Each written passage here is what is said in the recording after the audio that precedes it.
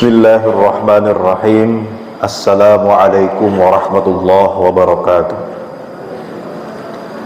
Alhamdulillahilladzi bi ni'matihi tatimmus shalihat wa bi fadlihi tatanazzalul khairatu wal barakat wa bi taufiqihi tatahaqqaqul maqasid wal ghayat. Allahumma shalli wa sallim wa barik ala sayyidina Muhammadin wa ala alihi wa ashabihi wa man tabi'ahum bi ihsanin ila yaumiddin.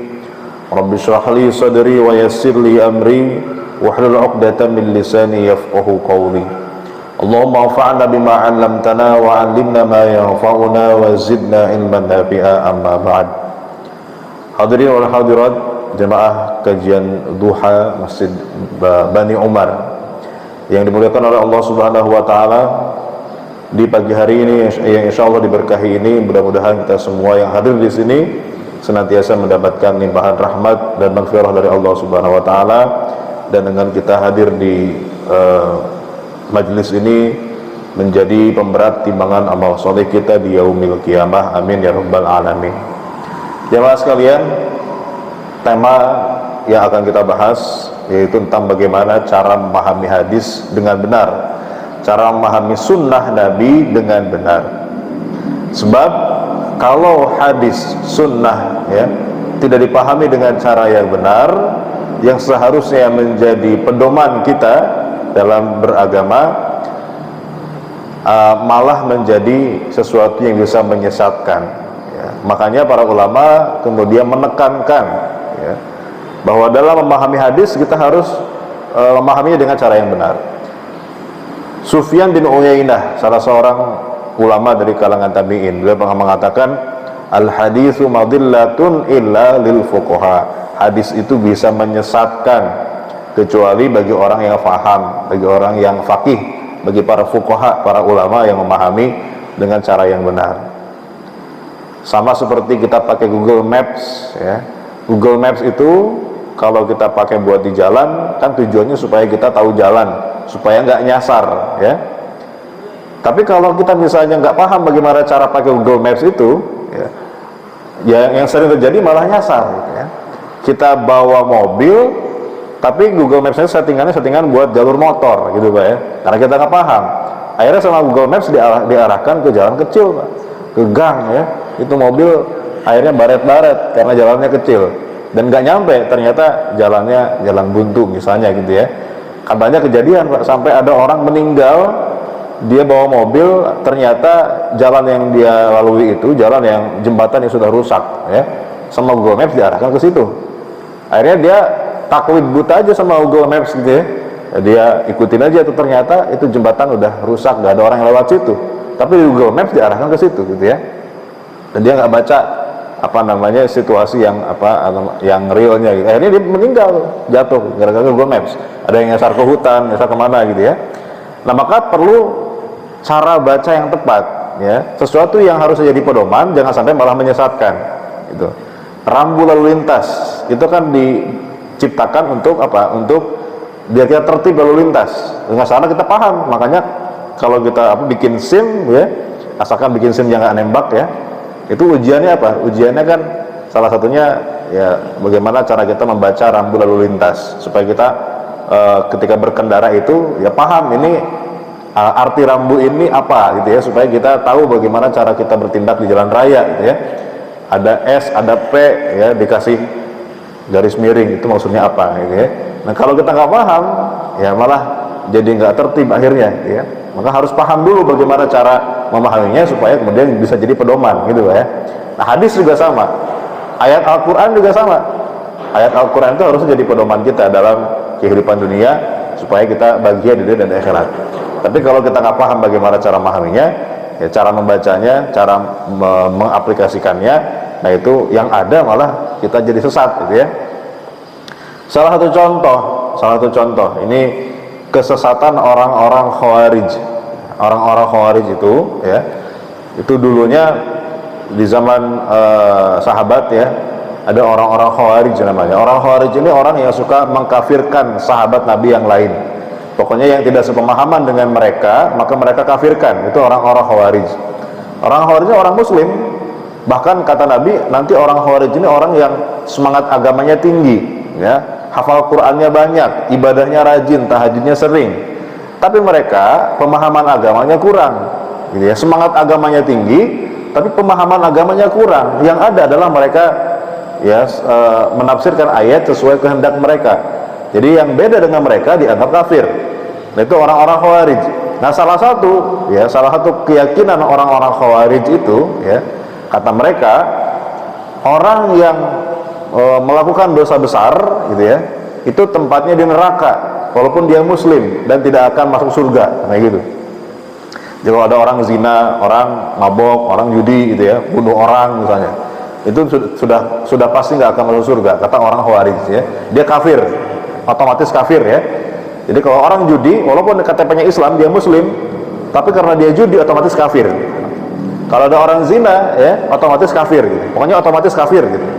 Kalau dia berbuat dosa besar, kata orang Khawarij. Mereka berdalil, Pak, ada dalilnya. Dalilnya apa? Hadis Rasulullah SAW, ya, la yadkhulul jannata qati'un, tidak akan masuk surga qati'un, orang yang memutus silaturahim. Memutus silaturahim kan dosa besar, ya. Berarti kata Nabi, orang memutus silaturahim tidak akan masuk surga. Oh, berarti pemahamannya apa? Kesimpulannya apa? Berarti orang kalau melakukan dosa besar tidak akan masuk surga. Berarti apa? Kekal di neraka, sama kayak orang kafir, ya berarti kafir, gitu. Nah, itu pemahaman orang lain. Jadi kalau ada orang misalnya nggak silaturahim, ya, memutus silaturahim, ya, atau melakukan dosa-dosa besar yang lain, misalnya dalam hadis yang lain, la yadkhulul jannata man kana fi qalbihi mithqalu dzarratin min kibrin, tidak akan masuk surga orang yang di hatinya ada setitik kesombongan. Karena sombongan itu kan salah satu dosa besar juga. Berarti kalau orang melakukan dosa besar tidak akan masuk surga. Kalau tidak akan masuk surga berarti apa? Kekal di neraka. Kalau kekal di neraka berarti sama dengan orang kafir. Nah, ini keyakinan orang Khawarij juga. Mereka bukan sembarang, mereka berdalil, Pak, ada hadisnya itu. Nah, cuma masalahnya hadis ini dipahami dengan tidak benar, gitu, Pak. Maka harus memahami dengan benar. Di mana letak kesalahannya, Pak? Ya, orang Khawarij cuma mungut 1-2 hadis aja, nyomot 1-2 hadis lalu kemudian disimpulkan. Nah, tapi harus dibandingkan dengan hadis-hadis yang lain, ya. Memang, ya, hadisnya sahih bahwa tidak akan masuk surga orang yang tadi memutus silaturahim, sombong dan seterusnya, orang yang dosa besar lah, gitu ya. Tetapi, ya, dalam hadis yang lain nanti disebutkan, ya, ada orang yang masuk neraka, ya. Kemudian tiba-tiba sama malaikat dilihat ada cahaya, ya, bersinar di hatinya. Ternyata ada setitik iman di hatinya, ya. Karena memang dia itu orangnya ketika dunia sering maksiat besar-besar, gitu ya. Mungkin nggak pernah ibadah, gitu. Tapi ada setitik iman dalam hatinya. Maka dengan setitik iman itulah kemudian orang itu diangkat dari neraka, dimasukkan ke dalam surga, ya. Maka dalam hadis yang lain, ya, man mata wa huwa ya'lamu annahu la ilaha illallah dakhalal jannah. Orang yang meninggal kemudian dia meyakini la ilaha illallah pasti masuk surga. Berarti asalkan dia la ilaha illallah, gitu ya, beriman kepada Allah, pasti masuk surga. Nah, bagaimana dengan orang yang dosa besar, gitu ya? Memang orang yang dosa besar ini, gitu ya, dia mungkin tidak masuk surga. Maksudnya apa? Tidak masuk surga secara langsung, gitu, ya. Tapi kalau dia beriman, dia muslim, pasti masuk surga. Cuma tinggal nanti apakah masuk surganya itu langsung atau mampir dulu ke neraka. Nah, itu yang tidak jadi jaminan, ya. Setiap muslim, setiap orang beriman dijamin masuk surga. Tapi yang nggak dijamin adalah apa? Dia mampir dulu apa enggak di neraka. Itu yang nggak dijamin. Tergantung nanti hisabnya, ya. Ketika dihisab, ketika ditimbang nanti amal kebaikan dan amal buruknya, kira-kira lebih besar mana? Kalau ternyata lebih besar amal buruknya, ya, maka berarti dia mampir dulu ke neraka. Tergantung nanti selisihnya berapa, gitu ya. Kalau selisihnya banyak, berarti mungkin mampir di nerakanya lama. Kalau selisihnya sedikit, mampir nerakanya sebentar, gitu ya. Tapi kalau misalnya ternyata ditimbang amal baik yang lebih banyak, ya otomatis dia masuk surga langsung, tidak perlu mampir ke neraka. Nah, itu maksudnya Pak. Jadi la yadkhulul jannah itu artinya tidak masuk surga secara langsung. Dia orang melakukan dosa besar, ya dia mampir dulu ke neraka, ya. Kecuali kalau Allah ampuni, itu pun kalau nggak Allah ampuni, kan. Kalau Allah ampuni, habis nggak dosanya, Pak? Habis, gitu ya. Ada riwayat mengatakan seorang perempuan pelacur, tahu Pak ya, perempuan pezina yang sehari-harinya bermaksiat kepada Allah, berzina setiap hari, melakukan dosa besar. Tapi kemudian suatu saat dia melihat seekor anjing yang kehausan, ya, kemudian dia memberi minum dengan sepatunya. Dia ambil air dari sumur dengan sepatunya, ya, kemudian dia kasih minum anjing yang kehausan itu. Gara-gara satu kebaikan itu, Allah hapus semua dosa-dosanya, masuk surga. Padahal dia setiap hari berzina, gitu. Nah, maka harus dilihat secara menyeluruh, gitu. Jangan comot 1-2 hadis kemudian disimpulkan, nanti jadi sesat dan menyesatkan seperti orang Khawarij ini. Kebalikannya Pak, ada namanya orang Murji'ah, gitu. Ini juga kelompok sempalan dalam umat Islam zaman dulu, sekarang sudah nggak ada. Orang Murji'ah itu kebalikan dari orang Khawarij. Kalau orang Murji'ah mengatakan begini Pak, semua orang Islam, yang penting dia beriman kepada Allah, meyakini la ilaha illallah, meskipun dia berdosa, ya, tiap hari dia mabok, ya, dia bunuh orang, dia judi, dia zina, tapi selama dia beriman, dia pasti akan masuk surga dan tidak akan masuk neraka. Ini kata orang Khawarij. Punya dalil, ada dalilnya, hadis Nabi juga yang tadi, man mata wa huwa ya'lamu annahu la ilaha illallah dakhala al-jannah. Siapa yang meninggal dan dia meyakini la ilaha illallah, pasti masuk surga. Diyakini bahwa pas masuk tidak akan masuk neraka, gitu. Dalam hadis yang lain, miftahul jannah la ilaha illallah. Kunci surga adalah la ilaha illallah. Berarti kalau mau masuk surga cukup yang penting la ilaha illallah aja, gitu. Kata orang Murji'ah, mau dosa kayak mau zina, mau segala macam, pokoknya la ilaha illallah aja, gitu ya. Itu pasti masuk surga. Ini keyakinan orang-orang Murji'ah. Pakai hadis tuh Pak. Tapi masalahnya, ya, memahami hadisnya nggak sempurna, nggak komprehensif, gitu. Dia cuma comot 1 hadis 2 hadis, ya, disimpulkan. Padahal maksudnya apa? Maksudnya tadi bahwa orang yang beriman, ya, la ilaha illallah pasti masuk surga, tapi tidak dijamin apakah masuk surganya itu sebelumnya masuk dulu ke neraka atau enggak. Itu yang nggak dijamin. Dijamin masuk surganya pasti kalau orang dia muslim, selama dia beriman kepada Allah pasti masuk surga. Tapi apakah sebelum itu dia mampir ke neraka atau tidak, itu yang tidak dijamin oleh Allah Subhanahu wa Ta'ala, tergantung dari hisab amalnya nanti, gitu. Tapi kalau orang kafir, ya, mati dalam keadaan kafir, maka sudah pasti masuk dalam neraka dan kekal abadi di dalam neraka. Nah, jadi ini contoh bahwa dalam memahami hadis itu harus ada kaidah yang dipakai oleh para ulama nantinya, ya, supaya kemudian, karena kita meyakini sebagai umat Islam Pak, ya, bahwa mengikuti Nabi itu adalah sebuah kewajiban, ya. Atiullah wa atiur rasul, taatilah Allah dan taatilah Rasul. Maka sumber ajaran Islam selain Al-Quran adalah sunnah Rasulullah Sallallahu Alaihi Wasallam. Sunnah Nabi itu adalah sumber hukum Islam yang kedua setelah Al-Quran, ya. Nah, tetapi kata sunnah ini, ya, kata sunnah ini juga harus kita pahami. Apa makna sunnah? Kan kita juga sering dengar kata sunnah, ya. Nah, sunnah itu apa? Ada kajian sunnah, ada ustadz sunnah, ada perumahan sunnah, gitu ya. Ada apalah, pokoknya dilabeli sunnah. Apa makna sunnah? Sebetulnya sunnah itu juga tergantung siapa yang mendefinisikan. Nanti dalam berbagai bidang ilmu itu definisinya beda. Misalnya sunnah dalam ilmu hadis, ya. Sunnah dalam ilmu hadis itu adalah semua yang bersumber dari Rasulullah SAW. Mau itu perkataannya, perbuatannya, ya, sifat fisiknya, ya, bagaimana cara hidup Rasulullah, ya, kemudian baik sebelum diutus atau setelah diutus, itu namanya sunnah, tapi dalam pengertian ilmu hadis, ya. Jadi semua pokoknya yang bersumber dari Nabi. Misalnya apa? Misalnya Nabi itu makannya pakai 3 jari, misalnya, itu sunnah Nabi, tapi sunnah dalam pengertian ilmu hadis nanti, ya.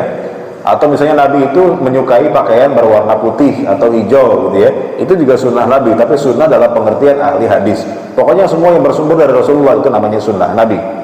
Tetapi ada sunnah dalam pengertian ilmu usul fikih nanti. Nah, kalau pengertian dalam ilmu usul fikih lebih spesifik lagi, ya.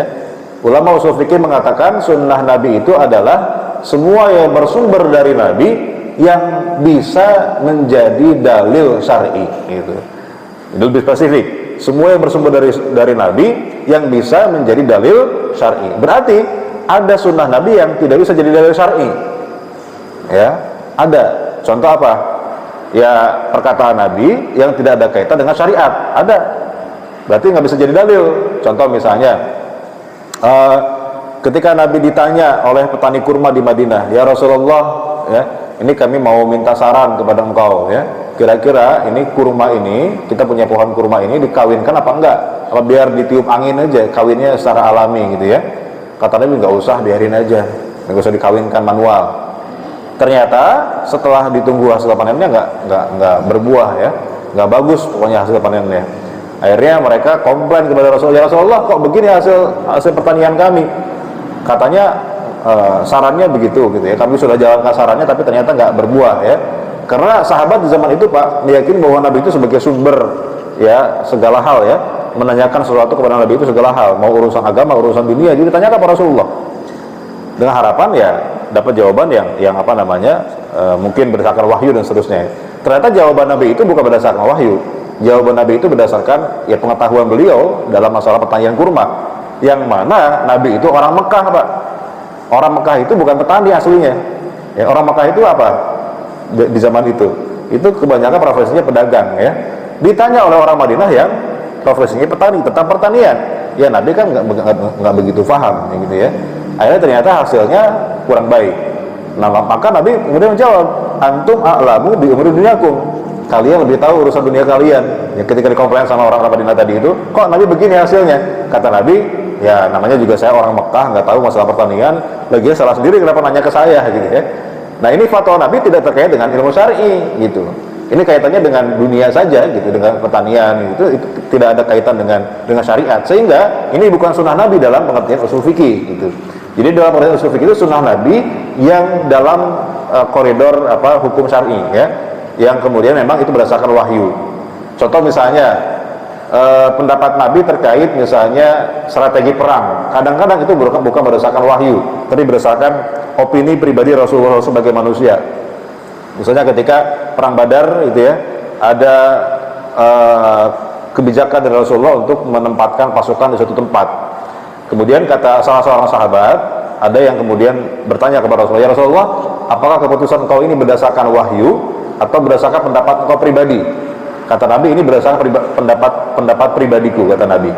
Kalau begitu, kata sahabat itu, saya menyarankan kita pindah aja ya Rasulullah. Ini tempat kurang strategis, kita pindah ke tempat yang lain yang di sana ada sumber air dan seterusnya. Dan Nabi terima saran tersebut, ya. Artinya keputusan Nabi terkait strategi perang ini berarti bukan berdasarkan wahyu. Artinya ini bukan sunnah Nabi kalau dalam pengertian ilmu usul fikih, gitu ya. Karena ini tidak terkait dengan hukum syariat. Ya, ini pendapat pribadi beliau, gitu.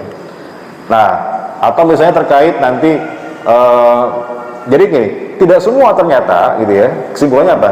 Tidak semua yang kemudian dari Nabi itu bisa langsung diamalkan begitu saja oleh kita, ya.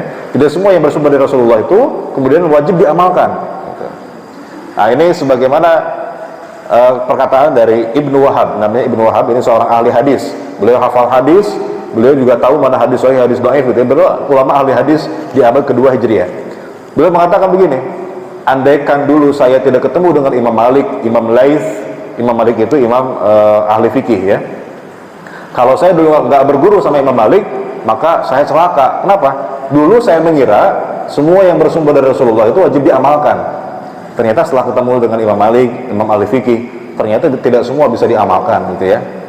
Karena hadis sunnah Nabi itu ada yang wajib diamalkan, ada yang sunnah, ada yang mubah, gitu ya. Bahkan ada yang haram. Kalau ada sunnah Nabi yang haram, ada. Contohnya apa? Yang dilakukan Nabi tapi buat umatnya haram, yaitu nikah lebih dari 4, ya. Buat Nabi boleh Pak lebih dari 4. Makanya istri Nabi itu kan 11 totalnya, ya. Ketika Nabi wafat 9 istrinya. Tapi kita bagi umatnya boleh nggak lebih dari 4, ya? Satu aja nggak habis, ya. Nah, satu aja nggak berani nambah lagi 2, ya kan? Apalagi lebih dari 4, ya, nggak boleh. Itu contoh sunnah Nabi yang haram dilakukan oleh umatnya. Contoh lagi misalnya puasa wisol.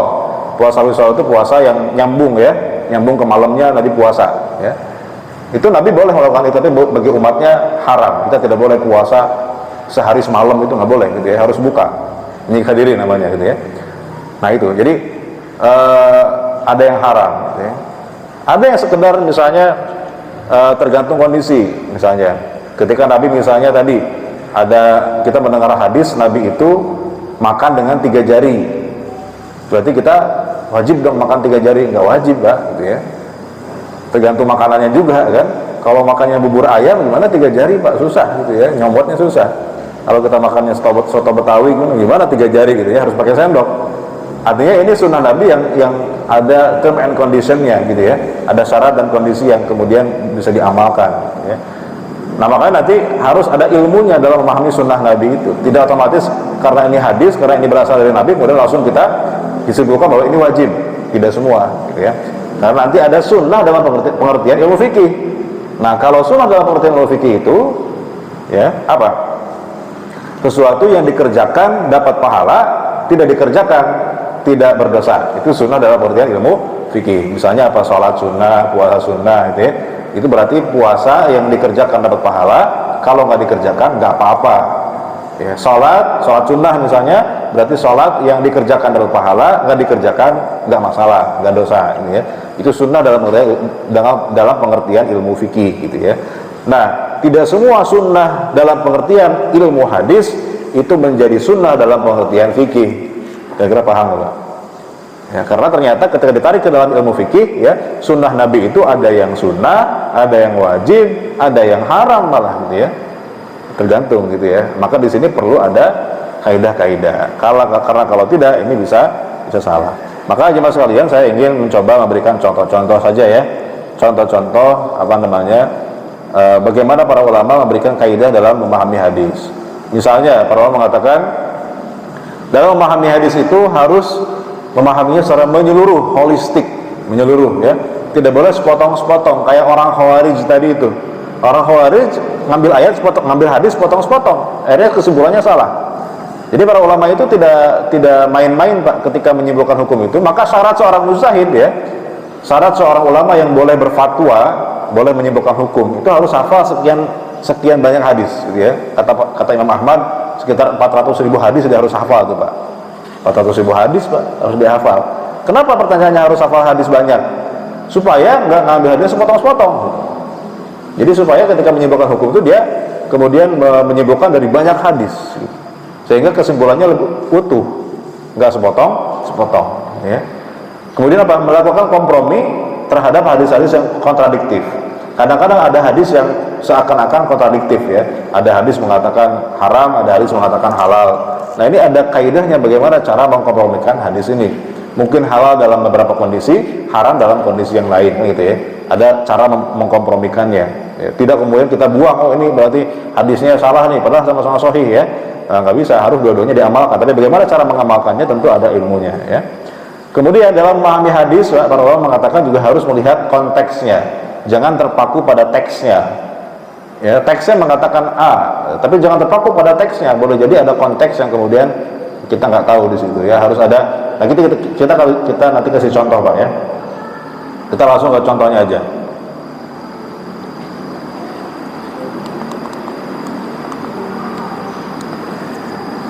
Ya, contoh misalnya hadis yang harus dipahami secara menyeluruh, tidak boleh sepotong-sepotong. Misalnya ada hadis riwayat Imam At-Tirmidzi, ya, doa Rasulullah Shallallahu Alaihi Wasallam, Allahumma ahyini miskinan, wa amitni miskinan, wahsyurni fi zumratil masakin yaumal qiyamah. Ini doa Nabi. Ya Allah, hidupkanlah aku dalam keadaan miskin, matikanlah aku dalam keadaan miskin, dan bangkitkanlah aku pada hari kiamat bersama orang-orang miskin. Jadi Nabi itu ingin hidupnya dalam keadaan miskin, matinya dalam keadaan miskin, di hari kiamat dikumpulkan dengan orang-orang miskin. Dan faktanya memang Rasulullah itu ketika menjadi Rasul, menjadi Nabi di Madinah, itu hidupnya sangat-sangat sederhana, sangat-sangat miskin gitu ya. Nabi itu tidurnya hanya di alas tidurnya hanya pelepah kurma, bukan di atas kasur yang empuk gitu ya. Makannya itu roti dari tepung gandum yang kasar. Jadi tepung gandum itu kalau yang mahal itu disaring dulu yang halus gitu ya, sehingga rotinya enak. Nabi itu enggak, Nabi itu makan dari gandum yang kasar yang belum disaring gitu ya, sehingga rotinya itu agak kasar ya. Bahkan Nabi jarang makan daging ya.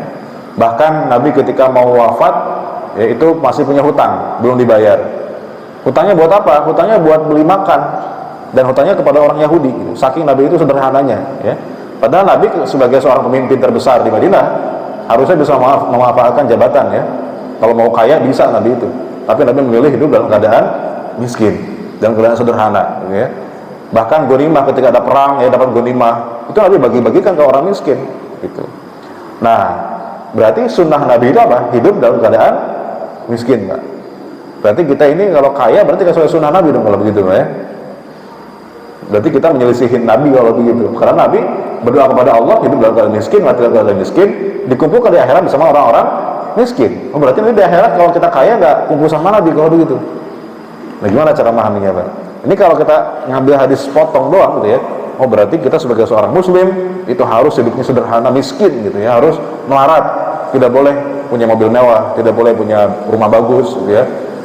Gimana Pak cara memahaminya? Nah, maka harus dibandingkan dengan hadis-hadis yang lain.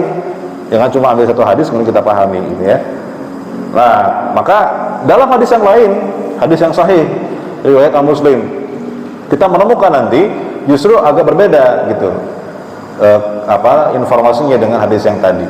Dalam hadis yang lain Nabi mengatakan, innallaha yuhibbul 'abda taqiyyal ghaniyyal khafiyya. Sesungguhnya Allah mencintai hamba yang bertakwa, yang kaya ya, tapi tersembunyi. Yang kaya tapi tersembunyi. Yang kaya tapi enggak pamer.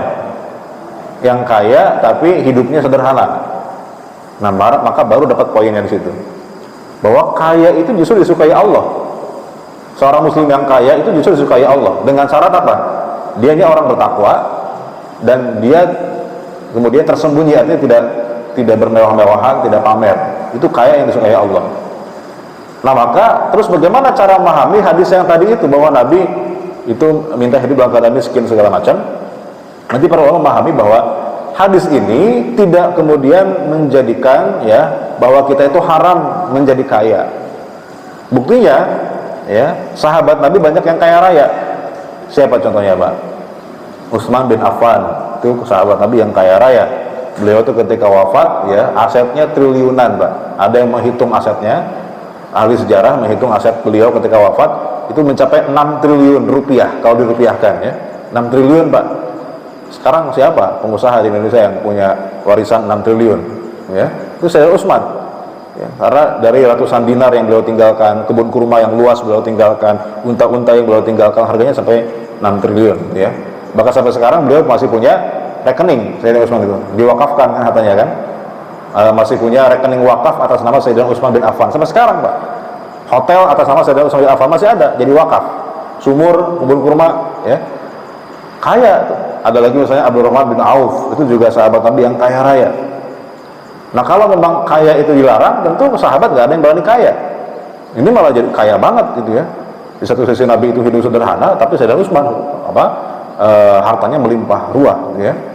Nah, berarti bukan miskinnya yang dilarang gitu ya. Maka nanti para ulama mencoba menyimpulkan sebetulnya miskin kaya itu bukan masalah gitu ya. Tapi yang masalah itu adalah bagaimana cara menyikapi kemiskinan kita, menyikapi kekayaan kita. Jadi arti miskin dalam hadis Nabi tadi itu, Allahumma ahyini miskinan, ya Allah hidupkan aku dalam keadaan miskin, artinya adalah hidup dalam keadaan sederhana, zuhud. Itu yang disunnahkan gitu, dari Rasulullah. Jadi sunnahnya itu bukan hidup serba kekurangan, bukan ya. Jadi yang disunnahkan itu apa? Zuhudnya. Apa itu zuhud, Pak? Zuhud itu tidak terikat hati kita dengan dunia.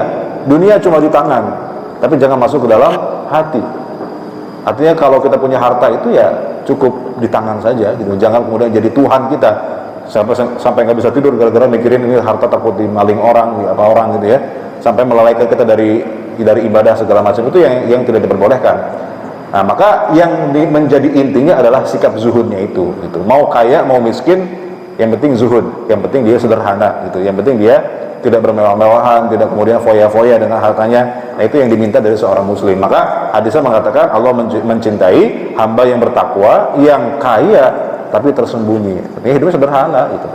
Kalau kita lihat misalnya Pak, yang punya Facebook itu siapa? Mark Zuckerberg itu ya. Memang orang kaya, Pak. Tapi hidupnya ya pakai bajunya kaos oblong biasa gitu ya. Kalau di Indonesia ada siapa namanya dulu tuh, Bob Sudino ya. Bob Sabino. Sadino, Bob Sadino. Itu kan konglomerat lah ya, kaya raya, tapi hidupnya sederhana gitu ya, biasa aja. Itu kalau OKL, orang kaya lama. Biasanya kalau yang suka pamer itu OKB, orang kaya baru. Nah itu biasanya suka pamer-pamer gitu ya. Nah itu yang nggak boleh dalam Islam. Yang harus diperhatikan adalah sikap zuhudnya. Mau kaya mau miskin itu takdir Allah ya. Kaya miskin tidak membuat orang itu kemudian masuk surga atau masuk neraka, tapi yang menjadikan seseorang masuk surga atau neraka itu karena bagaimana sikap dia ya, zuhud atau tidak ya. Nah, itu memahami hadisnya begitu. Kemudian misalnya bahkan dalam hadis yang lain Nabi itu suka meminta kepada Allah dari kefakiran. Dalam hadis yang lain misalnya Nabi berdoa, Allahumma inni a'udzubika minal kufri wal faqri wa adzabil qabri. Ya Allah, aku berlindung kepadamu dari kekufuran, kefakiran, dan siksa kubur. Berarti ada bedanya Pak antara miskin dengan fakir. Dalam hadis yang tadi Nabi minta supaya jadi miskin. Tapi dalam hadis ini Nabi berlindung kepada Allah dari kefakiran. Nabi nggak mau fakir. Berarti ada perbedaan nggak Pak antara miskin dengan fakir?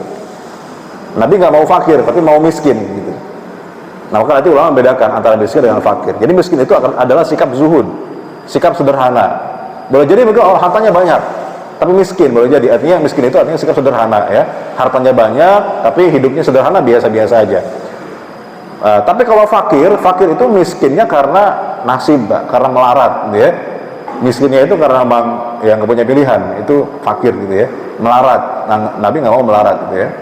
Jadi kita kalau bisa minta kepada Allah jangan sampai melarat, jangan sampai fakir gitu ya. Minta supaya Allah dapat harta banyak, tapi berkah ya. Nah itu yang kita minta gitu. Jadi bukan masalah miskinnya, artinya melaratnya, justru itu yang Nabi minta perlindungan pada Allah. Yang Nabi inginkan itu adalah sikap sederhana, itu yang kemudian menjadi tujuan kita ya. Kemudian hadis yang lain ya, ini mungkin agak kontroversial ya, tentang hadis tentang isbal ya. Isbal itu memanjangkan celana atau kain sarung di bawah mata kaki, di bawah mata kaki ya, itu namanya isbal. Memang ada banyak hadis terkait dengan isbal ini, sehingga itu pemahamannya beragam di antara para ulama. Ada yang memahami secara tekstual ya, ada yang memahami secara menggabungkan dengan riwayat-riwayat yang ada gitu. Ada beberapa hadis, misalnya ada hadis riwayat Bukhari, hadis sahih ya, kata Nabi, ma asfala minal ka'baini minal izari fa finnar. Apa saja yang melebihi dua mata kaki dari kain sarung, maka tempatnya di neraka. Maka banyak ulama yang kemudian memahami hadis ini secara tekstual. Pokoknya setiap kita pakai celana di bawah mata kaki, berarti pasti di neraka, berdasarkan hadis ini ya. Ma asfala minal ka'baini minal izari fa finnar. Apa saja yang melebihi dua mata kaki dari kain sarung, maka tempatnya di neraka.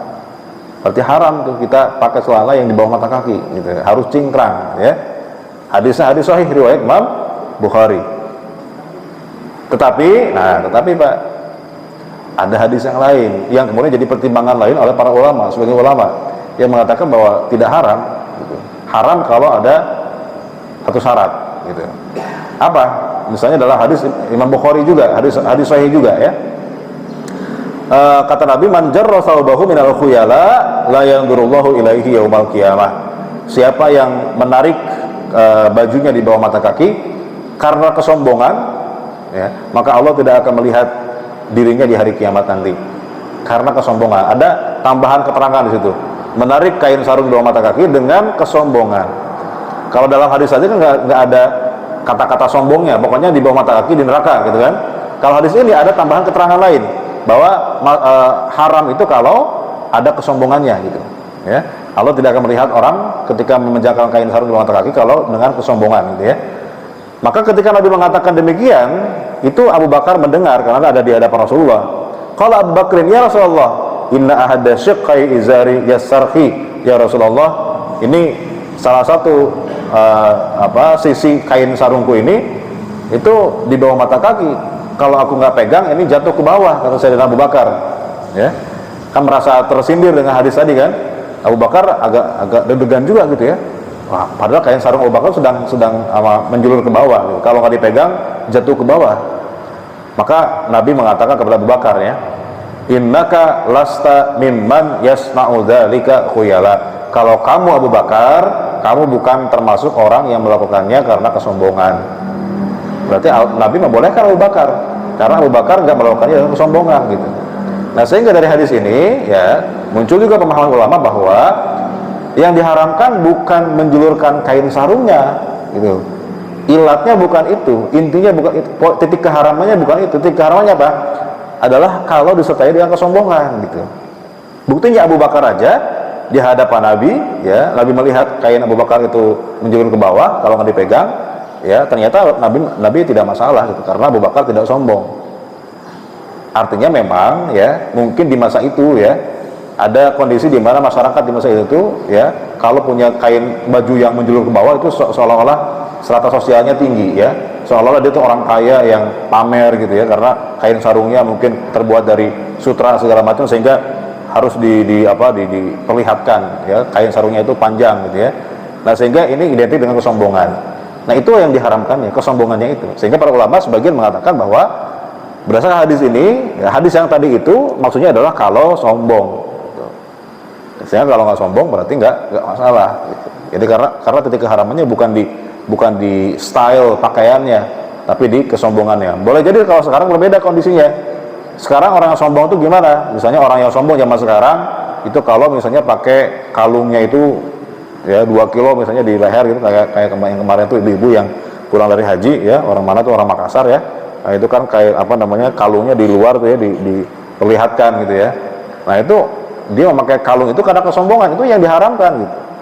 Ingin pamer maksudnya gitu ya. Nah, jadi itu titik keharamannya di situ. Ini sesuai dengan hadis Nabi yang lain. Ya, la yadkhulul jannata man kana fi qalbihi mithqalu dzarratin min kibrin. Tidak akan masuk surga orang yang dalam hatinya ada setitik kesombongan, merendahkan orang lain, merasa dia paling tinggi dan seterusnya. Jadi cocok tuh dengan hadis yang lain. Sehingga titik keharamannya bukan di style bagaimana cara berpakaian dia, tapi bagaimana apakah ada kesombongan di hatinya atau enggak ketika dia memakai itu. Apakah ada sifat merendahkan orang lain di situ ketika dia memakai itu. Nah, ini yang dipahami oleh sebagian ulama gitu. Sehingga ya nggak masalah. Boleh jadi sekarang terbalik gitu ya. Ada orang yang mungkin celananya di atas mata kaki, tapi dia merasa lebih baik daripada orang lain. Berarti kan sombong. Ya, berarti terbalik dan seterusnya. Jadi, nah di sini ulama yang mengatakan haram kalau sombong itu berusaha memahami hadis secara holistik, secara komprehensif ya, tidak hanya mengambil 1-2 hadis saja. Tapi ya ada juga ulama yang mengambil hadis yang pertama tadi itu, pokoknya di bawah mata kaki haram ya. Ada juga yang begitu. Baik, nah ini hadis yang lain nih, contoh hadis yang lain Pak ya. Kalau dipahami secara salah bisa salah juga. Nabi pernah melarang bertani Pak. Ada hadis sahih ya. Dalam hadis riwayat Imam Bukhari ya, ketika Nabi berkunjung ke rumah seorang sahabat, kemudian di rumah sahabat itu ada alat pertanian, ada cangkul, ada parang, ada apa gitu ya. Kemudian Nabi mengatakan ya, sami'tu la yadkhulu hadzal bait qaumun illa adkhalahullahu az-zilla ya. Sesungguhnya tidaklah masuknya alat-alat ini ke rumah suatu kaum melainkan Allah akan memasukkannya ke dalam kehinaan. Jadi Allah mencela ya sahabat yang di rumahnya ada alat pertanian. Kalau ada alat pertanian di rumah kalian, maka Allah akan memasukkan kalian ke dalam kehinaan. Allah akan menghinakan orang yang di rumahnya ada alat pertanian ya. Berarti nggak boleh dong bertani Pak ya. Nah, ini hadis sahih Pak, mau disangkal hadis sahih riwayat Imam Bukhari. Kita harus mengimani hadis ini. Tapi bagaimana cara memahami itu yang jadi PR buat kita gitu ya. Nah, para ulama kemudian berusaha mencari hadis-hadis yang lain ya, supaya untuk menyusun puzzle-nya itu supaya terbentuk gambar yang utuh gitu ya. Nah, bagaimana cara memahaminya? Dalam hadis yang lain justru Nabi itu mengendorse ya, memberikan anjuran kepada orang supaya mau bertani ya. Kata Nabi, ma min muslimin yaghrisu ghorsan illa kana ma ukila minhu lahu shadaqatan. Tidaklah seorang muslim menanam pohon kecuali sesuatu yang dimakan dari pohon itu akan menjadi sedekah baginya. Dia nanam pohon apa gitu ya, dimakan burung jadi sedekah ya, dimakan orang apalagi ya. Jadi sedekah, artinya Nabi itu memotivasi orang supaya mau bertani gitu ya. Nah, berarti hadis yang tadi itu bagaimana cara memahaminya? Maka dicarilah hadis yang lain yang ada kaitan dengan hadis yang tadi. Ternyata Pak, ya, Nabi itu melarang tadi itu alat pertanian masuk ke rumah seseorang itu karena ada konteksnya Pak. Ada konteksnya. Konteksnya gimana? Di masa itu Nabi sedang memerintahkan umat Islam untuk berjihad karena sedang musim jihad, ya. Waktu itu umat Islam diperintahkan berjihad. Tetapi ada sekelompok orang yang tidak mau berjihad. Alasannya apa? Dia nyari alasan. Nabi, saya ini lagi ngurus ladang nih. Kalau ditinggalkan jihad ini ladang mati, ya. Kurmanya mati dan segala macam. Akhirnya dia minta izin kepada Nabi supaya nggak ikut jihad. Alasannya pengen bertani, ya. Jadi nyari alasan, ya, supaya nggak mau jihad, supaya nggak ikut jihad. Nah, gara-gara itu Nabi kemudian memarahi sahabat ini, menegur sahabat ini.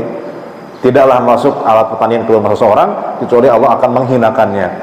Jadi bukan karena bertaninya sebetulnya, tapi karena menjadikan pertanian sebagai alasan supaya nggak mau jihad, supaya nggak ikut jihad. Itu maksudnya Pak, ya. Jadi masuk tuh Pak, ya, masuk akal konteksnya bahwa seperti itu. Jadi bukan bertani yang haram, tapi menjadikan bertani sebagai alasan supaya tidak ikut jihad. Itu alasannya bertani, ya. Saya banyak sawah nih, kalau nggak diurus gimana ya Rasulullah kalau saya ikut jihad? Kalau jihad itu kan berbulan-bulan gitu kan, di zaman itu ditinggalkan gitu ya. Ini siapa yang ngurus? Nggak ada Nabi. Mohon maaf saya izin ya gitu ya. Nah, Nabi ya marah waktu itu ya, karena umat Islam waktu itu sedang memang diserang oleh orang-orang kafir kan. Kalau nggak jihad ya habis orang Islam di Madinah itu. Nah, sehingga ya itu konteksnya gitu Pak ya. Baik, contoh yang lain Pak ya, biar puas aja Pak ya. Contoh yang lain. Ini contoh memahami konteks hadis. Jadi tidak hanya sekedar melihat teks hadisnya. Dalam hadis yang riwayat Ibnu Majah, Imam Tirmidzi dan Imam Ahmad, ya, la'ana Rasulullah sallallahu alaihi wasallam zawaratil kubur. Rasulullah SAW melaknat para wanita yang berziarah kubur. Ini hadis sahih riwayat Ibnu Majah, Imam Tirmidzi dan Imam Ahmad, ya. Rasulullah melaknat wanita yang berziarah kubur. Ini hadisnya hadis sahih. Apa kesimpulannya Pak? Kalau Nabi melaknat berarti haram atau halal? Haram. Nah, ibu-ibu sering ziarah nggak ke kubur? Sering. Dilaknat sama Nabi itu Bu, ya. Nabi melaknat wanita yang berziarah kubur. Nah, makanya harus lihat ini maksudnya apa hadis ini gitu-gitu. Konteksnya seperti apa, ya, tidak hanya terpaku pada teksnya. Maka para ulama mencari bagaimana cara memahaminya. Maka tadi kan syarat ulama itu dia harus paham, harus hafal banyak hadis. Karena kalau cuma hafal 1-2 hadis nanti kesimpulannya akan jadi kurang menyeluruh gitu ya. Maka lihat hadis yang lain nanti, ya, hadis yang lain misalnya ada ini riwayat Bukhari Muslim hadis sahih ya. Ketika itu Nabi melewati sebuah kuburan, ya, ada seorang perempuan sedang menangis di kuburan itu, ya, bimra'atin tabki inda qabrin. Kemudian Nabi mengatakan kepada perempuan yang sedang nangis itu, ada perempuan nangis di pinggir kuburan, mungkin kuburan suaminya, mungkin kuburan orang tuanya, dia lagi nangis. Nabi datang lewat ke situ, Nabi bilang ke perempuan itu, ittaqillah wasbiri, bertakwalah kepada Allah wahai perempuan, wasbiri dan sabarlah kamu. Tapi dibilang begitu, itu perempuan malah bilang begini, qalat ilaika anni, menjauhlah kamu. Dia nggak tahu bahwa itu Rasulullah, ya, nggak kenal bahwa itu Nabi. Jadi agak kurang ajar juga tuh sama Nabi. Sabar, takwa pada Allah. Udah jauh aja, siapa kamu gitu ya. Fa innaka lam tusab bi musibati, karena kamu belum nggak merasakan apa yang aku rasakan, kata perempuan itu ya. Karena kamu belum pernah dapat musibah seperti musibah yang aku lalui. Jadi ketika dibilang begitu, diusir sama perempuan itu ya. Walam ta'rifu, tapi dia tidak mengenal bahwa itu Nabi gitu ya. Kalau tahu itu Nabi itu nggak berani bilang begitu ya. Kenapa yang diambil dari hadis ini Pak? Kalau memang perempuan itu ya haram berziarah kubur, tentu Nabi bilangnya apa ke perempuan itu Pak kira-kira? Bilangnya apa? Jangan di sini, pulang, ini haram. Kan harusnya begitu kan? Kalau memang haram. Tapi Nabi bilangnya apa? Sabar, kan gitu. Malah dihibur gitu ya, sabar. Bukan malah kalau haram harusnya kan Nabi amar ma'ruf nahi munkar kan harusnya kan. Kalau memang haram Nabi pasti melarang itu. Ini haram, pulang ke rumah sana gitu ya. Ternyata Nabi nggak bilang begitu, Nabi bilangnya bertakwalah kepada Allah dan sabarlah. Dibiarkan, ya, nggak disuruh pulang. Artinya berarti nggak masalah gitu perempuan ziarah kubur itu. Nah, dalam hadis yang lain, ya, kuntu nahaitukum an ziyaratil kubur fazuruha. Aku dahulu pernah melarang kalian ziarah kubur, maka sekarang ziarah kalian. Dulu memang pernah dilarang oleh Rasulullah, lalu kemudian Nabi membolehkan sekarang. Jadi sebelumnya dilarang, kenapa? Karena waktu itu para sahabat imannya belum kuat, imannya belum keimanannya belum tertanam kuat dalam hati para sahabat, sehingga takutnya kalau ziarah kubur itu kemudian akhirnya jatuh kepada kesyirikan segala macam, sehingga dilarang. Tapi setelah iman sahabat itu kemudian mulai tertanam, ya, mulai mengenal keimanan, maka kemudian dibolehkan oleh Rasulullah SAW, ya. Bahkan disunahkan, karena ziarah kubur itu kita mendoakan orang mati dan kita mengingat kematian dengan kita berziarah kubur, disunahkan, gitu ya. Nah, adapun hadis yang tadi yang pertama itu, Nabi melaknat perempuan zawar atau yang berziarah kubur. Maksudnya gimana? Kalau kita lihat dari sisi kebahasaan, Pak, itu ada anomali di situ. Karena kalau wanita yang berziarah kubur dalam bahasa Arab itu zairah, wanita yang berziarah kubur. Tapi dalam hadis ini menggunakan kalimat zawarat. Ada penekanan di situ. Kalau zairah itu orang yang berziarah. Tapi kalau zawarat itu pakai sigot mubalaghah namanya dalam bahasa Arab. Artinya bukan sekedar berziarah, tapi berlebihan dalam ziarah, itu sigot mubalaghah namanya. Berlebihan itu gimana maksudnya? Berlebihan itu bisa jadi terlalu sering bolak-balik ke kuburan. Jadi karena mungkin kehilangan suaminya, akhirnya tiap hari bolak-balik ke kuburan, gitu ya. Sehingga karena bolak-baliknya itu, akhirnya dia selalu sedih, menimbulkan kesedihan dalam hatinya, ya, tajdidul huzn istilahnya, gitu ya. Kesedihannya akan terus berlarut-larut karena dia tidak bisa move on, ya, karena tiap hari bolak-balik ke kuburan. Dan hati perempuan itu cenderung lebih gampang emosional, ya, hati perempuan lebih gampang tersentuh, lebih gampang sedih dan seterusnya. Sehingga jangan sering-sering, gitu, supaya nggak kemudian akhirnya memperbarui kesedihan dan seterusnya. Atau dalam penafsiran yang lain, ya, para ulama memahami maksudnya adalah terlalu sering ziarah kubur sehingga melalaikan kewajiban seorang perempuan sebagai ibu, sebagai istri, gitu ya. Karena bolak-balik ke kuburan mulu, gitu ya. Kerjanya ke kuburan mulu, gitu ya. Ngapain nggak tahu, ya. Karena nggak move on aja, gitu misalnya. Nah, yang dilarang. Jadi terlalu sering zawarat, karena sigotnya sigot mubalaghah, ya, bukan sigot biasa. Artinya zawarat itu orang perempuan yang sering atau berlebihan dalam ziarah kubur. Nah, berlebihan, mungkin sampai histeris, sampai nangis-nangis, sampai niyahah namanya, gitu ya. Nah, itu yang nggak boleh. Tapi kalau sekali dua kali, ya, untuk mendoakan, untuk kita mengingat kematian di situ, maka nggak ada masalah, ya. Bahkan disunahkan.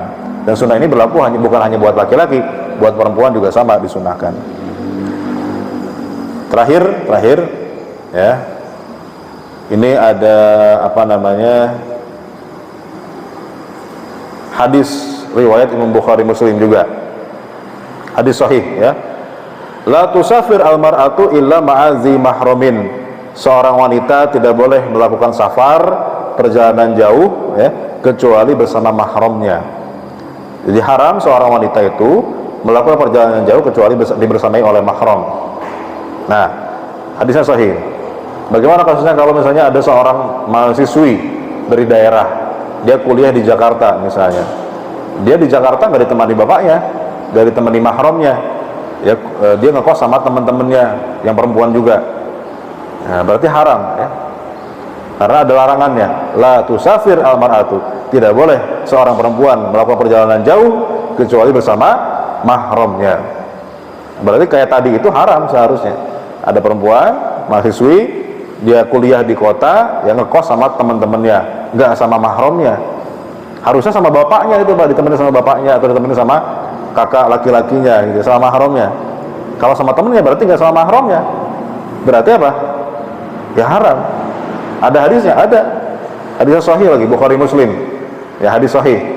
Tidak boleh seorang perempuan melakukan perjalanan jauh kecuali beserta mahram. Nah, tapi kemudian, para ulama berusaha mengkompromikan dengan hadis-hadis yang lain, gitu. Apa maksud dibalik larangan ini? Ya, tentu ada alasannya. Ada hadis yang lain, gitu. Nabi mengatakan kepada salah seorang sahabat, namanya Adi bin Hatim. Adi bin Hatim ini pernah dibilang oleh Rasulullah, wahai Adi, ya Adi, hal ra'aital hirah, apakah kamu pernah melihat atau pernah mendengar kata Hira, ya, atau kota Hira, ya, suatu tempat namanya kota Hira. Qultu lam aroha, Nabi saya belum pernah melihat kota itu, tapi aku pernah mendengar tentang kabar kota itu. Qala fa in talat bika hayatun, kalau umurmu panjang, la tarayinna dha'ina tartahilu minal Hira hatta tatufa bil Ka'bah la takhafu ahadan illallah. Kalau umurmu panjang, kamu akan melihat seorang perempuan yang berjalan dari kota Hira sampai ke Ka'bah, ke Baitullah, kemudian tawaf, dia tidak takut siapapun kecuali kepada Allah. Dia sendirian dari kota Hira ke Ka'bah. Berarti Nabi mengakui bahwa suatu saat nanti perempuan bisa jalan sendirian tanpa mahram, sendirian dari kota Hira ke Ka'bah, tidak takut kecuali kepada Allah. Artinya apa? Bahwa nanti suatu saat negeri ini akan menjadi negeri yang aman, sehingga perempuan pun ya berani berjalan sendirian, tidak perlu ditemani oleh orang lain, karena menjadi aman sekarang. Karena di masa Nabi, Pak, di awal-awal keislaman itu masih marak begal di padang pasir gitu, di waktu itu ya. Makanya di Quran kan hukuman bagi begal itu sangat-sangat sadis, sangat kejam ya.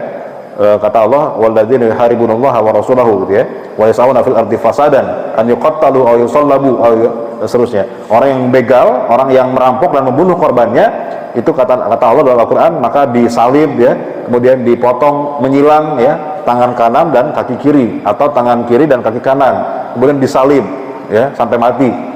Itu hukuman bagi begal, karena waktu itu begal itu sangat merajalela di mana-mana, Pak.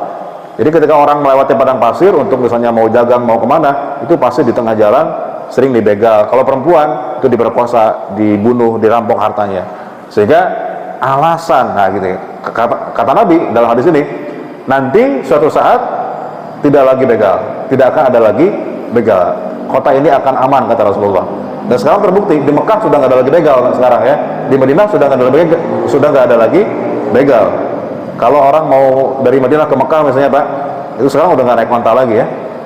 Naik apa? Naik kereta cepat ya, dari Madinah ke Mekah. Kira-kira ada yang berani begal nggak tuh kereta cepat di jalan gitu, Pak ya?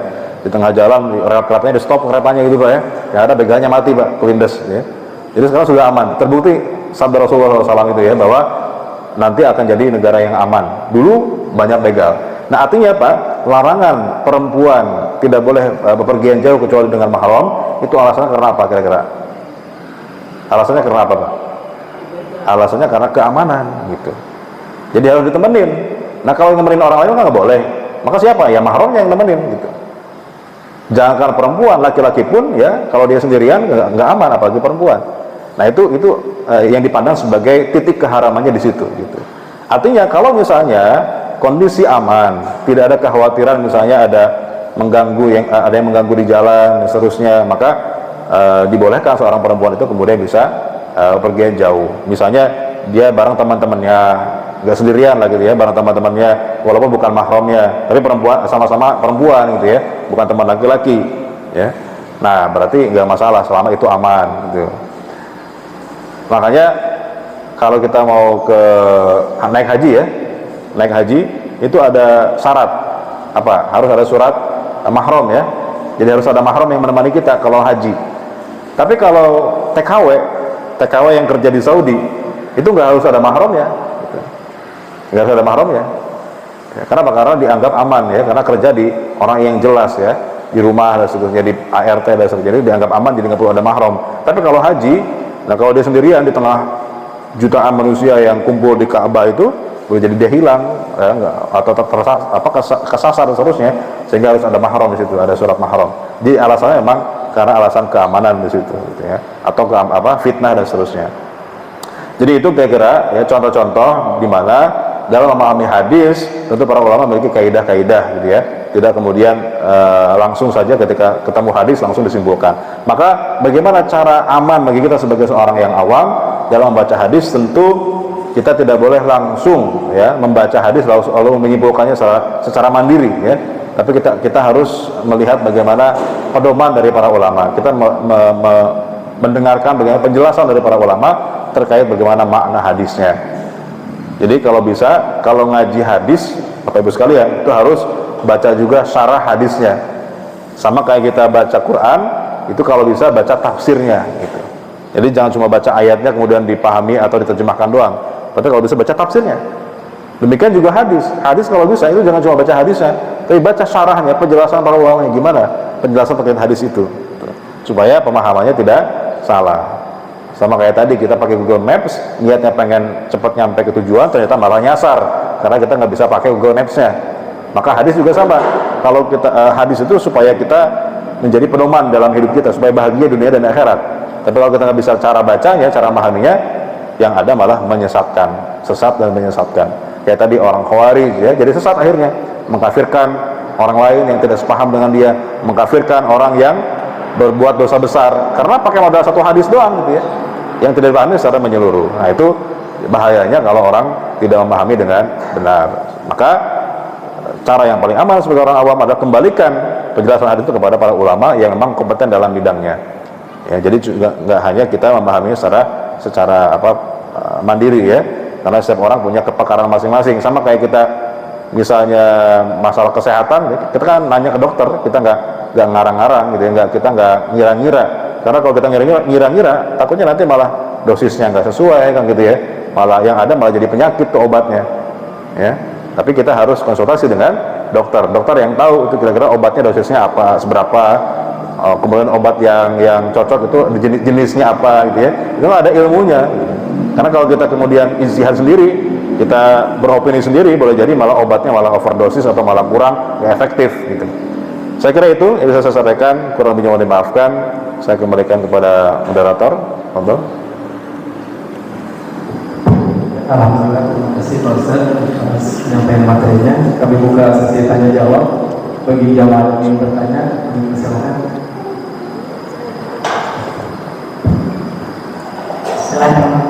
Assalamualaikum warahmatullahi wabarakatuh. Waalaikumsalam warahmatullahi wabarakatuh. Ustaz mau nanya Pak, kebetulan hari itu pernah saya ngaji dengan ustazah.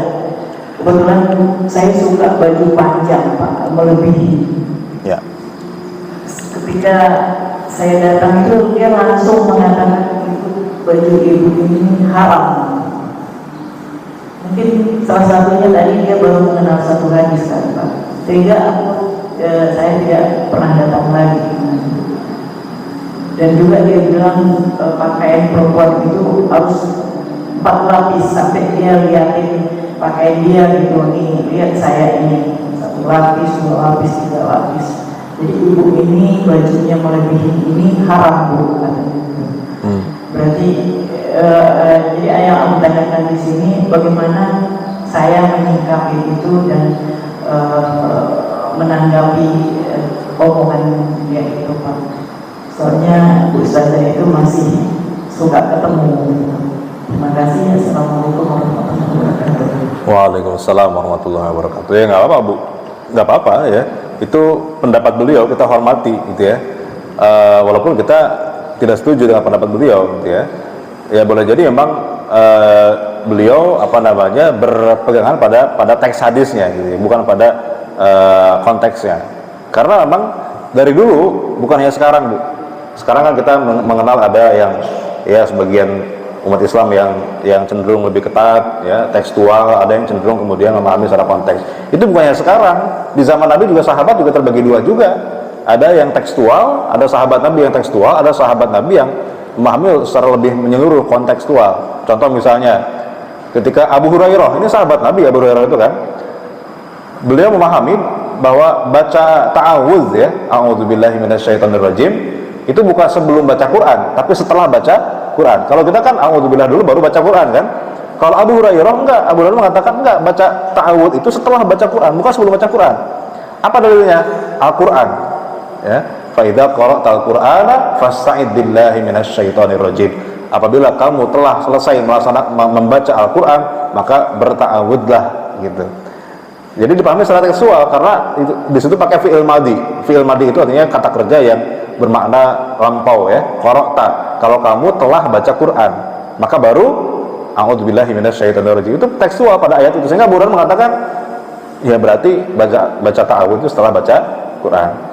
Nah, tapi ulama sahabat yang lain mengatakan enggak, sebelum baca Quran. Karena tidak semua fi'il madhi itu artinya setelah. Fi'il madhi itu boleh jadi ya sesuatu yang belum terjadi tapi pasti terjadi. Contoh misalnya qad qamatis shalah, qomat itu salatnya udah mulai belum? Belum. Padahal qad qamatis shalah, telah didirikan sholat. Padahal sholatnya belum, takbir aja belum, gitu ya. Nah, maknanya apa? Maknanya adalah bahwa sholatnya sebentar lagi pasti dilaksanakan, gitu. Walaupun belum, tapi pasti dilaksanakan karena sudah berdiri. Itu maknanya. Jadi idza qara'tal Qur'an, sesaat sebelum kamu baca Quran, baru bacalah a'udzubillahi minasyaitonir. Itu maknanya. Tapi Abu Hurairah mengatakan enggak, itu maknanya setelah, gitu. Karena fil madi itu masa lampau, artinya telah membaca Quran. Jadi sahabat Nabi juga memang ada yang tekstualis juga, gitu. Artinya kita tidak perlu menyalahkan orang-orang yang wah tekstualis banget sih, gitu ya. Apa-apa haram, ya nggak masalah, itu cara mereka memahami agama, itu sah-sah aja. Sahabat Nabi juga begitu, dari dulu ada terbagi dua begitu, ya. Saya kasih contoh misalnya ketika perang Bani Quraidah, ya. Ketika Nabi mengatakan kepada pasukan umat Islam yang mau ke Bani Quraidah, jangan kalian sholat asar kecuali sudah sampai di Bani Quraidah. Kemudian di jalan mereka ketemu matahari sudah mau terbenam. Padahal Nabi mengatakan jangan sholat asar kecuali sudah sampai. Padahal belum sampai ini, matahari sudah mau terbenam, waktu asar sudah mau habis. Terbagi dua sahabat Nabi. Ada yang bilang kita sholat di jalan, kita sholat di sini. Kenapa kalau kita maksain sampai ke sana keburu maghrib, asar nggak keburu. Tapi kan ada perintah Nabi tadi, jangan sholat asar. Itu maksudnya, gitu ya. Maksud Nabi itu supaya kita cepat-cepat jalannya. Tapi kalau keburu asar di jalan, kita harus sholat asar di jalan, gitu. Maksudnya Nabi itu supaya asar kita sudah nyampe, gitu maksudnya, gitu. Tapi kalau sudah keburu sholat di jalan, maghrib di jalan, kita harus sholat asar di jalan. Tapi sebagian mengatakan enggak, kita harus memahami hadis itu secara apa adanya. Pokoknya kata Nabi jangan sholat asar kalau sudah sampai, kita ya sholat asar nanti di sana aja, walaupun sudah maghrib. Tapi kan perintahnya tidak boleh sholat asar kecuali sudah sampai di Bani Quraidah. Jadi ada yang tekstualis, ada yang memahami secara substansinya, gitu ya. Dan dua-duanya nggak disalahkan Rasulullah, dua-duanya benar. Nabi tidak menyalahkan salah satu dari kedua sahabat itu, selama dua-duanya niatnya sama, yaitu apa? Ingin menjalankan perintah Rasulullah SAW, walaupun dengan cara memahami yang berbeda. Jadi silahkan, kita terbuka aja, gitu. Yang mau lebih tekstualis ya silahkan, mau ikut pendapat ulama yang kemudian lebih substantif ya nggak masalah juga. Itu dua style, ya, dua gaya yang memang dari dulu sudah ada di zaman sahabat juga, gitu ya. Jadi kita ya nggak apa-apa Bu, senyumin aja, gitu ya. Ya alhamdulillah, gitu ya. Tapi ya saya punya misalnya pandangan yang lain, atau kita nggak perlu diutarakan juga, nggak masalah, gitu ya. Yang penting kita saling menghargai aja, saling menghormati. Yang nggak boleh itu kalau kemudian ya kita merasa ada yang di pihak yang paling benar, yang lain pasti salah, sehingga kemudian kita menganggap orang lain itu berbuat kemungkaran, gitu. Padahal itu bukan sebuah kemungkaran, itu sesuatu yang khilafiyah, gitu. Kemungkaran itu Pak, sesuatu yang keharamannya disepakati. Judi, zina itu kan sepakat haram, itu kemungkaran namanya. Tapi kalau yang keharamannya itu masih khilafiyah, ada yang mengatakan haram, ada yang mengatakan tidak haram, itu bukan kemungkaran bagi orang yang mengikuti pendapat yang halal. Contoh misalnya kunut subuh misalnya, gitu ya. Kunut subuh ada yang mengatakan sunnah, ada yang mengatakan bid'ah, kan. Maka orang yang mengatakan kunut subuh itu bid'ah tidak boleh menganggap orang yang berkunut subuh kemudian dianggap berbuat kemungkaran. Nggak boleh. Kenapa? Karena itu masalah khilafiyah. Orang yang kunut subuh dia mengikuti ulama yang mensunahkan kunut subuh, tapi bukan berarti ya dia melakukan sebuah kemungkaran. Itu cuma beda mazhab aja, ya. Bukan masalah kemungkaran yang harus dibasmi, harus didakwahi, enggak, gitu ya. Saya kira itu. Baik, satu lagi ya, silakan. Terima kasih. Sebetulnya sudah terjawab, cuman saya ingin seperti tadi kunut subuh itu kan bid'ah, ya. Terus ada kata-kata dari Umar itu tentang tarawih itu haza bid'ah, gitu kan. Tapi ada juga itu kullu bid'atin dhalalaah. Jadi bagaimana cara harusnya, gitu. Padahal kan ulama itu banyak mengatakan ini bid'ah, gitu. Tapi mereka nggak berantem, gitu. Dan kalau kita kan berantem, gitu. Sehingga membuat suatu proses nggak baik. Ya, terima kasih. Assalamualaikum warahmatullahi wabarakatuh. Waalaikumsalam warahmatullahi wabarakatuh. Memang seringnya begitu Pak, ya. Kita lihat misalnya sekarang lagi pilpres, gitu ya. Padahal calon presidennya itu antara satu calon dengan calon yang lain adem-adem aja, gitu ya. Kadang-kadang yang berantem itu di bawah pendukungnya, gitu ya. Kadang-kadang begitu. Sama kayak bola, ya pemainnya sih santai-santai aja, yang berantem supporternya, kadang-kadang begitu Pak, ya. Nah, ulama dari zaman dulu sudah berbeda pendapat, masalah kunut subuh, masalah yang lain banyak, masalah taraweh, ya. Tetapi ya santai aja gitu. Imam Syafi'i dan Imam Abu Hanifah itu dua ulama yang beda pendapat dalam masalah kunut subuh. Abu Hanifah mengatakan kunut subuh bid'ah. Imam Syafi'i mengatakan kunut subuh sunnah. Suatu saat Imam Syafi'i itu pernah ke tempat kediaman Abu Hanifah, Imam Abu Hanifah di Kufah, ya. Masyarakatnya mazhabnya Hanafi. Ketika itu Imam Abu Hanifah sudah wafat. Beliau diminta menjadi imam sholat subuh ketika beliau berkunjung ke Kufah, yang mana masyarakatnya mazhabnya Hanafi, nggak kunut subuh. Ketika beliau jadi imam, beliau nggak maksain kunut subuh, beliau nggak sengaja nggak kunut subuh, gitu. Karena menghargai di belakang ada masyarakat yang bermadzhab Hanafi, nggak maksain kunut subuh, nggak, gitu ya. Kalau di Indonesia dulu pernah ada kejadian, Pak, tahun 2014 itu ada kunjungan dari Imam Masjidil Haram, Syekh Sudais, ya. Jadi imam sholat Jumat di Istiqlal. Beliau kan mazhabnya Hambali. Hambali itu, Pak, kalau jadi imam sholat baca bismillahnya nggak dikencengin, pelan-pelan, ya. Langsung baca hamdalah, alhamdulillahirabbil alamin. Bismillahnya pelan. Kalau kita kan Syafi'i, bismillahnya kencang kan, bismillahirrahmanirrahim. Nah, ketika beliau kemudian jadi imam di Istiqlal di Jakarta, ya, beliau ternyata baca bismillahnya kencang, Pak. Bismillahirrahmanirrahim. Orang pada kaget, Pak. Karena selama ini kita lihat di YouTube di mana-mana, kalau ketika beliau jadi imam di Saudi, itu nggak baca bismillah kencang, bismillahnya pelan. Tiba-tiba ketika di Istiqlal, tiba-tiba baca bismillahnya kencang, Pak. Orang pada kaget. Akhirnya alasannya kenapa, Pak? Bukan karena beliau takut nggak bisa pulang, Pak, bukan, ya? Karena di Indonesia kebanyakan mazhab Syafi'i, gitu ya, bismillahnya kencang, enggak.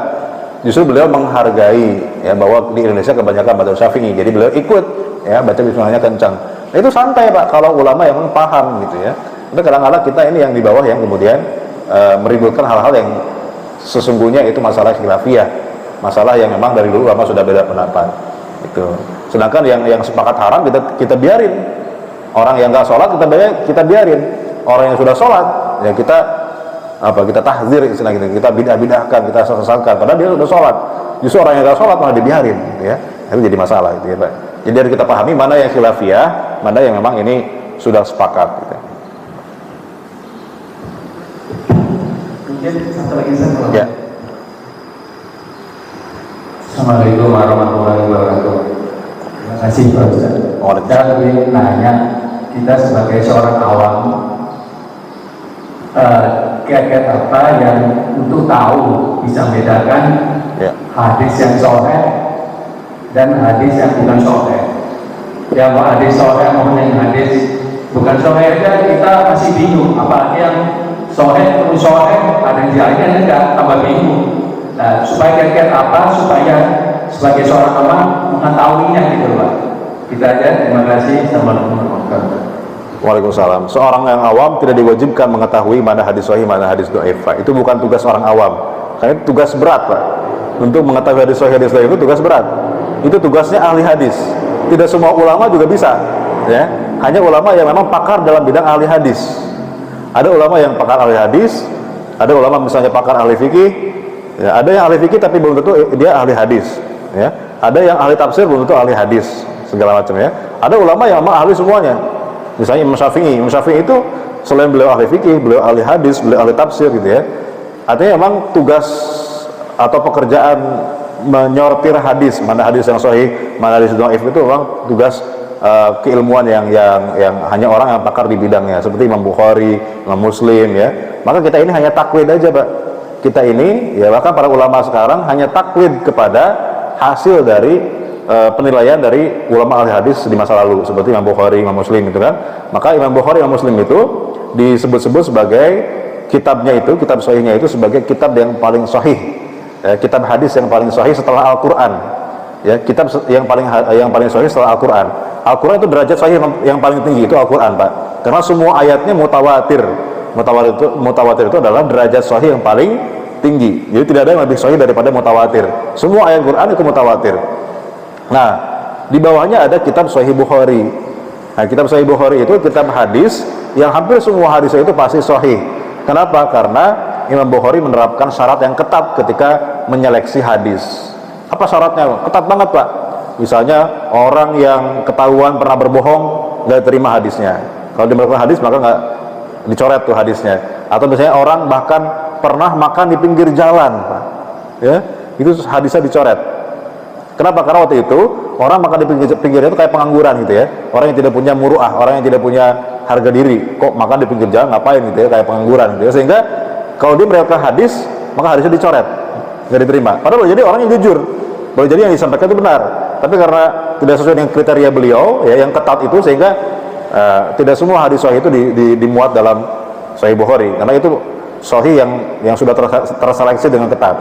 Jadi kita ini sebetulnya di zaman sekarang itu hanya mengikuti apa yang hasil penelitian dari ulama ahli hadis yang telah disampaikan di masa itu. Jadi kalau ada sekarang yang ingin meneliti ulang, tentu ini bukan pekerjaan yang ringan gitu ya. Harus dia menilai siapa nama-nama perawinya, menilai bagaimana kualitas riwayatnya, segala macamnya gitu. Jadi kita ini tinggal taklid aja Pak ya, tinggal ikut bagaimana kata para ulama, apakah yang hadisnya sahih atau dhaif gitu. Caranya ya kita dengan belajar, saya kira.